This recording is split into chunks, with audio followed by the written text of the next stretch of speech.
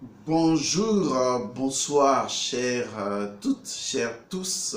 Heureux de vous retrouver dans cette nouvelle capsule. Je suis Elmoncio Godson. C'est vrai, il faudra que je me rappelle pour écrire mon nom en bas de toutes les vidéos. Ouais, je verrai bien. C'est pas le plus important. Ce qui est vraiment important, c'est ce dont nous allons parler maintenant. S'il y a une chose à laquelle les hommes spirituels comme nous sommes confrontés, s'il y a une chose qui, dans son aberration aberrante, devient une situation problématique à laquelle nous sommes confrontés, vraiment confrontés, lorsqu'il s'agit de partager le message spirituel, donc de permettre aux gens d'ouvrir les yeux de l'esprit. S'il y a une situation vraiment criarde à laquelle nous sommes réellement confrontés, c'est la plus stupide de toutes les stupidités, de la stupidité humaine, c'est la surdité. Vous voyez, les gens sont sourds. Vous comprenez? Quand on dit de quelqu'un qu'il est sourd, vous voyez cela juste comme un événement physique. On voit un sourd-muet ou un sourd tout simplement. Et on dit, voilà quelqu'un qui n'entend pas ou qui n'écoute même pas pour pouvoir entendre ce qui se dit. Dans nos conversations, il nous arrive de manquer non seulement d'écoute, mais d'entendement. Car lorsqu'on parle d'entendre, lorsqu'on sollicite votre entendement, c'est qu'on sollicite cette dimension de compréhension de vous, cette dimension d'ouverture d'esprit qui saisit, qui adhère, qui intègre, qui digère une information. Et c'est également un niveau profond de réalisation de l'information dans l'esprit de l'information et dans votre esprit. Car toute information possède un esprit qui conjugue avec votre esprit. Et si vous saisissez l'esprit de l'information avec votre esprit, vous êtes dans la compréhension, vous êtes dans le fait d'entendre. Vous avez ouvert vos oreilles et vous entendez. Il y a une parole qui m'a toujours sidéré un tout petit peu dans la Bible des chrétiens. Lorsque le Jésus historique dit « Vous avez des yeux mais vous ne voyez pas. Vous avez des oreilles mais vous n'entendez pas. » Il y a beaucoup de personnes qui m'écoutent, mais qui n'entendent pas.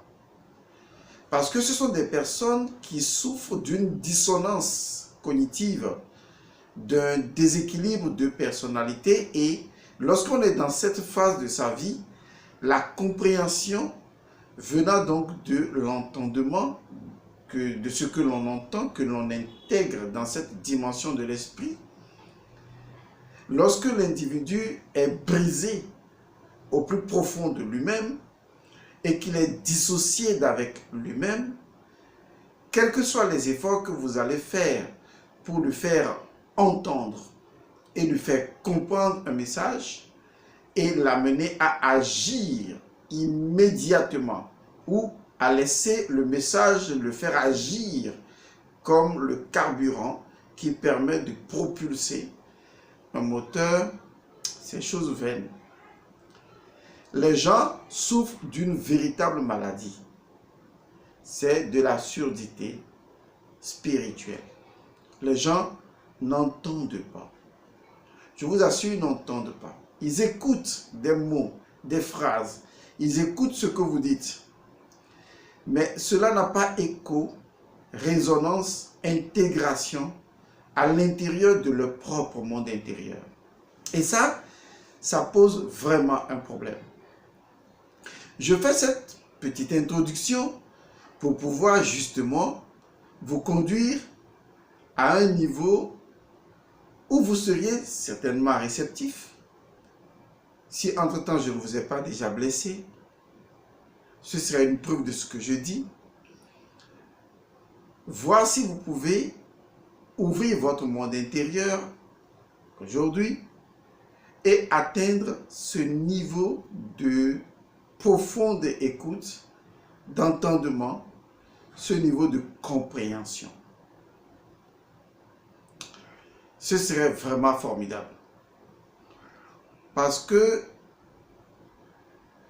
ce que les gens font en se jouant de vous, c'est qu'ils vous font écouter beaucoup de choses, mais ils ne vous font pas entendre beaucoup de choses. Je ne vais pas pour le moment entrer dans le découpage étymologique ou la compréhension profonde de ces mots utilisés et de leur vibration au niveau métaphysique. Ce qui m'intéresse par contre, et qui est évident, c'est que vous êtes sourd. Vous n'entendez pas. Aujourd'hui, je voudrais que vous entendiez, que vous arrêtiez d'être sourd et que vous ouvriez réellement votre monde intérieur pour accéder à votre propre entendement, à ce que je suis en train de vouloir partager avec vous. Et vous verrez que la vraie transformation viendra à partir de ce moment où la logique s'est tue et le raisonnement s'est tu et que l'entendement, justement, s'exprime. Il y a des personnes qui vous parlent souvent de malades, de maladies et autres que nous rencontrons dans la vie quotidienne. Mais les gens ne vous disent pas vraiment où est-ce que le problème a commencé. Parce que si nous savons où le problème a commencé, il est possible de résoudre la source du problème, puisque tout problème contient en lui-même sa propre solution qui lui permet d'être un problème. Parce qu'un problème est en soi une solution contraire. Le problème s'exprime parce qu'une solution lui permet de s'exprimer. Donc, on peut dire de façon très intelligente qu'un problème est en fait une solution pour une solution, pendant que justement, une solution est un problème pour un problème. Pour le moment, vous ne comprendrez pas ce que je dis, mais ça va venir. Mais ce que j'essaie de vous faire comprendre, c'est que la possibilité même d'un problème ne peut survenir que parce que quelque chose le lui permet. Et ce quelque chose qui le lui permet est sa solution, sa source d'expression et donc sa solution. Et cette source-là, on doit y retourner pour savoir pourquoi. Donc, le fondement premier du pourquoi du problème est sa solution. Et donc, pour revenir à ce que je disais tantôt, il nous faut nous poser la question de savoir pourquoi le corps vit des expériences tragiques de maladie, d'inconfort. Et donc, nous ne nous posons pas la question de savoir où est-ce que la chose a commencé. Et pourtant, la chose a commencé il y a très longtemps. Et la chose continue. Et tant que la chose continuera, vous chercherez des solutions ou des pseudo-solutions pour régler des problèmes de santé, mais vous n'y arriverez pas parce que vous n'avez pas touché la solution fondamentale du problème lui-même. d'où le problème a originé. Et je vais vous y conduire.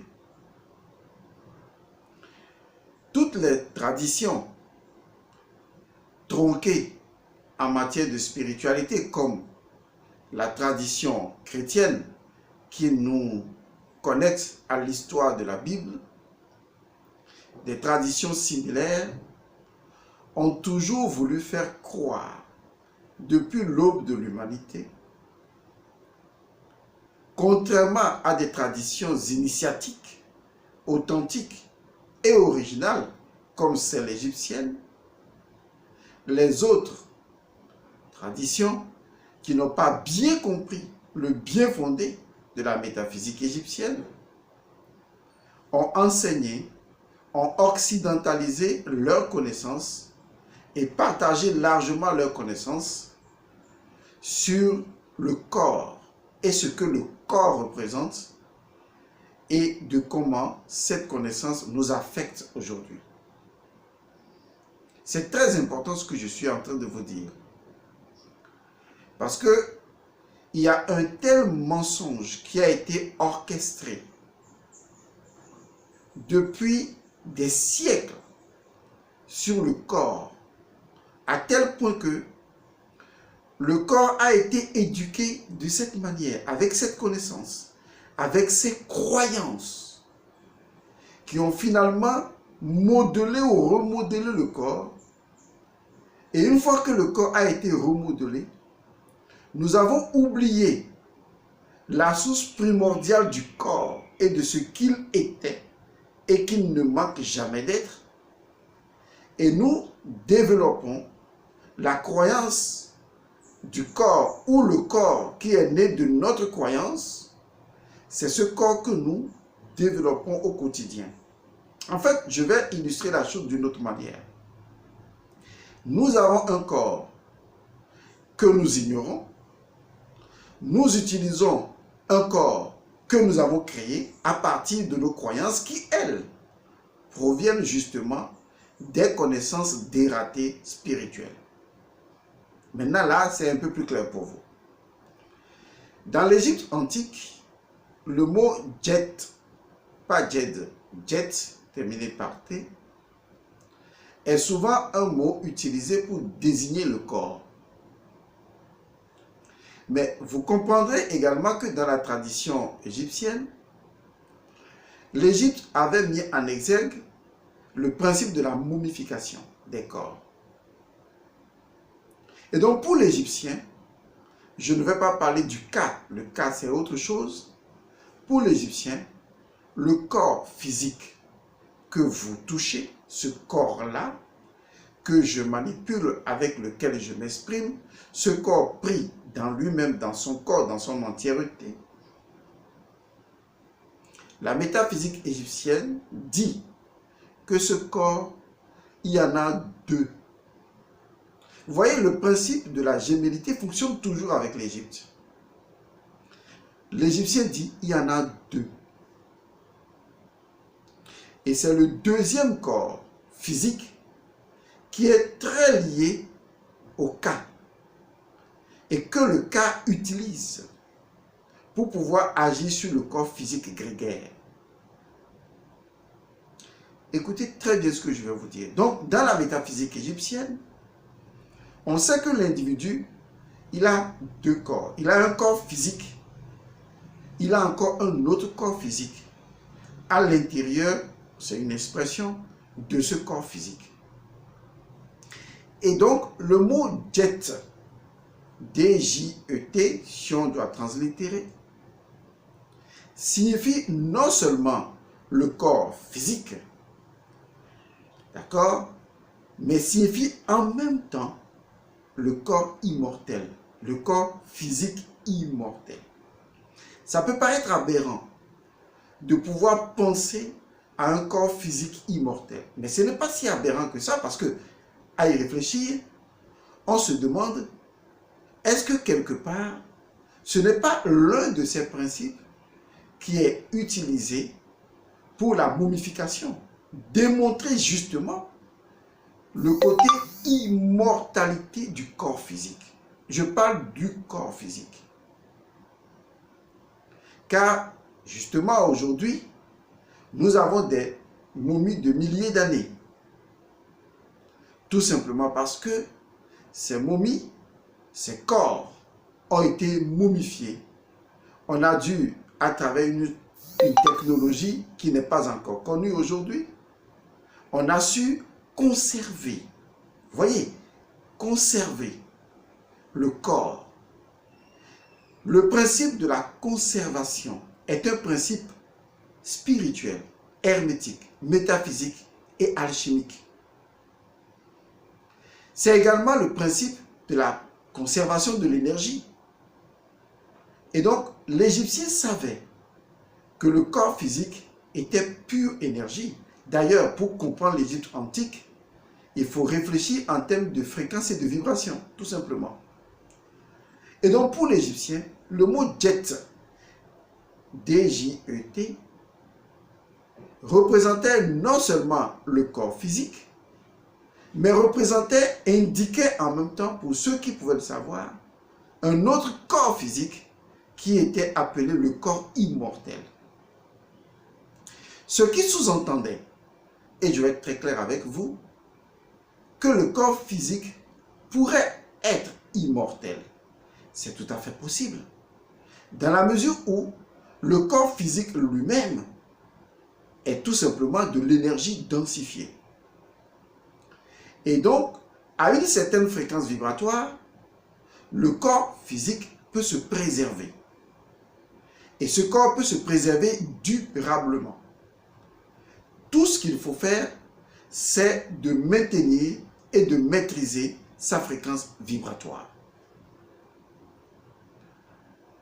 Et donc, le corps physique n'est pas un agrégat de matière concrète, mais c'est de l'énergie. Où est-ce que je suis en train de vous conduire? Et je vais vous le dire tout simplement. Le mensonge qui a été orchestré pour créer une industrie pharmaceutique, une industrie de contrôle des cobayes humaines, des contrôles des individus pour pouvoir s'en servir comme des outils de production et d'en bénéficier en les prenant comme des marchandises à tous les niveaux. Tout cela bien orchestré sur un fonds de commerce dont on connaît aujourd'hui l'ampleur, et vous ne serez pas contre ce que je dis. Il est clair que cela a été fait dans l'intention de cacher un message important. Un message proto-important, très important. On vous a toujours caché une vérité fondamentale et elle est la suivante. Le corps est intelligent. Oui, dit ainsi, on va me dire oui, est-ce qu'il y a quelque chose de nouveau? Bien sûr. Écoutez la suite. Le corps est intelligent. Oui, c'est ça la suite. Vous voulez encore une autre suite? Ok, je vais bien m'asseoir et je vais vous donner la suite.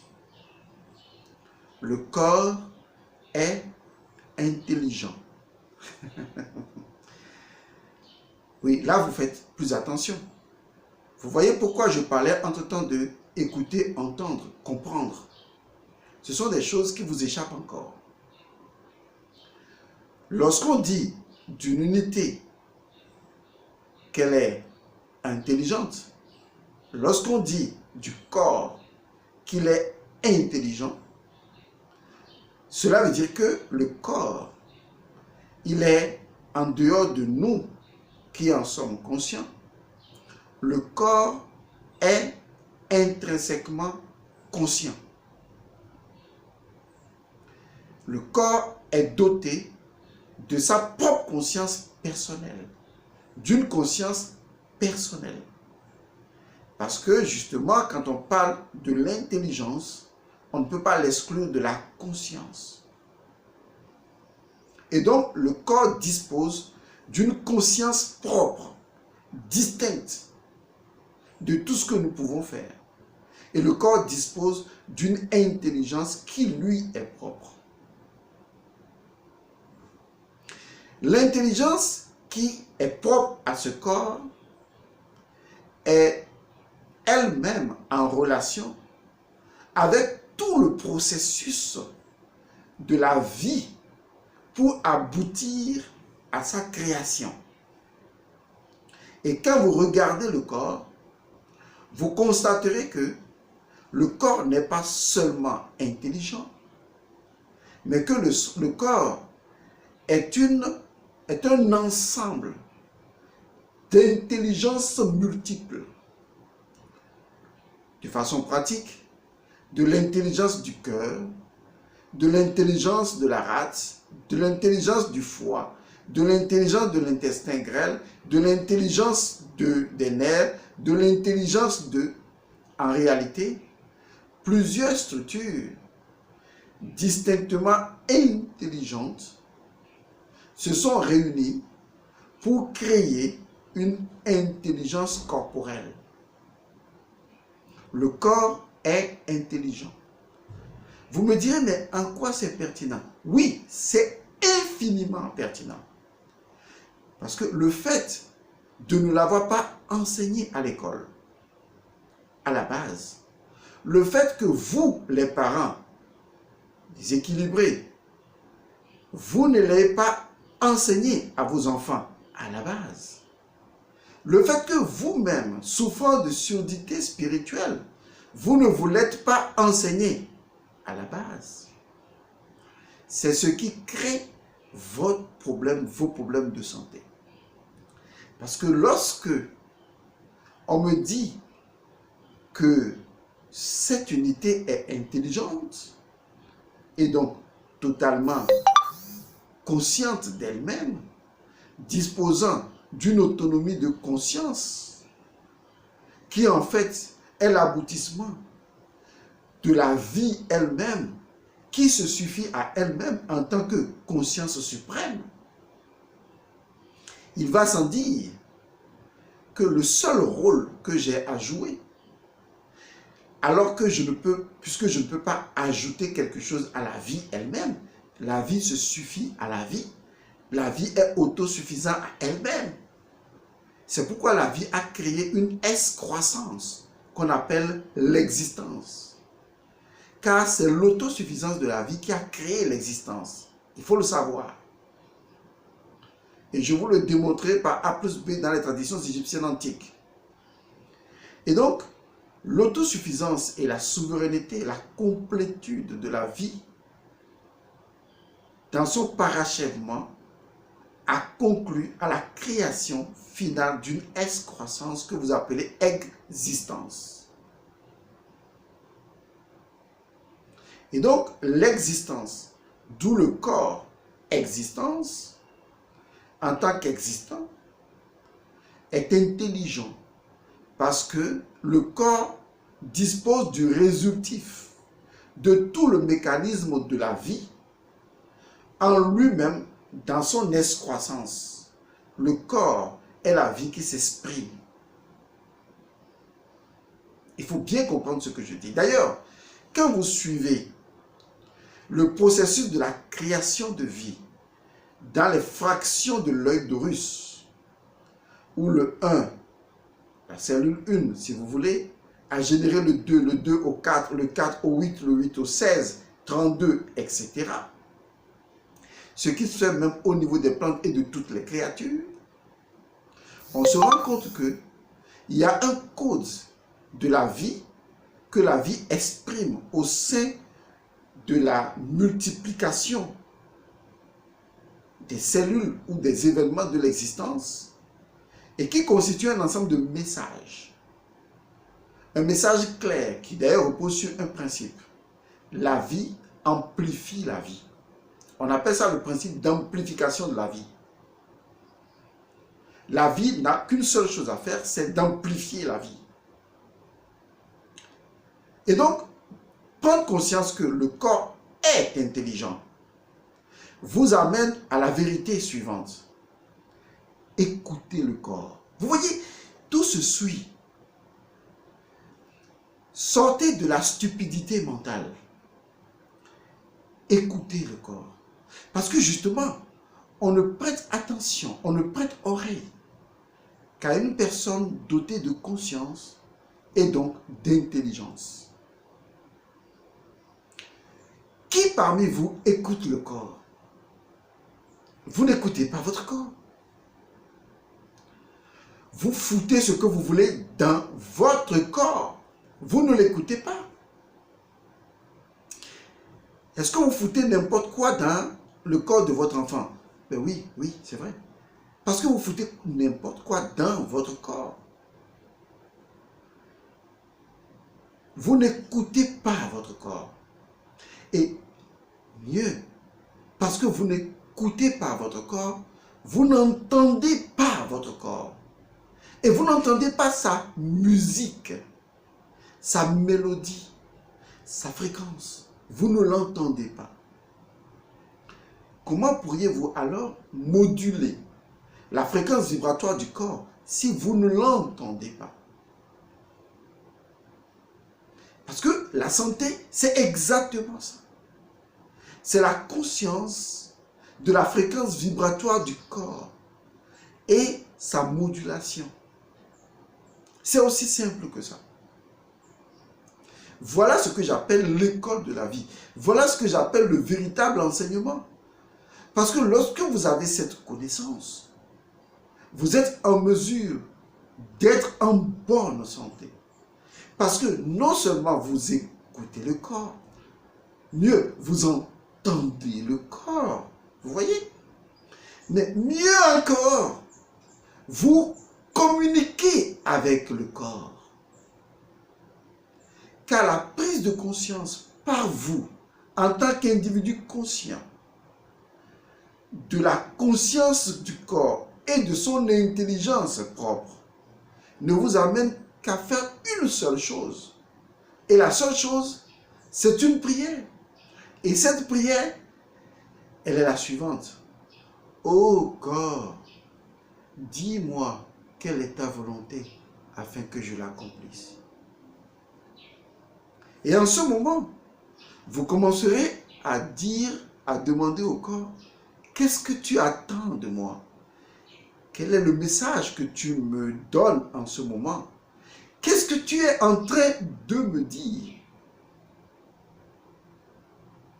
Car dans le corps temporaire et temporel réside un corps physique intemporel que l'Égyptien appelle toujours le jet. Parce que pour lui, par le principe de la momification, il ne faisait rien de contre nature. Il démontrait que le corps possède en lui-même une possibilité qu'on peut possibiliser. Et cette possibilité, c'est justement que le corps peut être immortel. Et ça, c'est malentendant pour beaucoup de personnes. Parce que les gens vous diront, mais le corps ne peut pas être immortel. Parce que le corps est fait pour mourir. Puisqu'il est né, il doit mourir. Voilà patati patata nanani nanana. C'est ce qu'on va vous dire.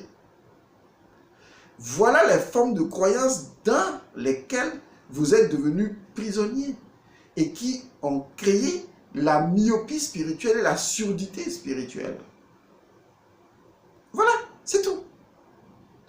Et si en fait vous arrêtiez tout ça et que vous vous mettiez à l'écoute de votre corps et que vous sachiez que le corps peut durablement continuer son processus de transformation sans jamais pratiquement tomber malade.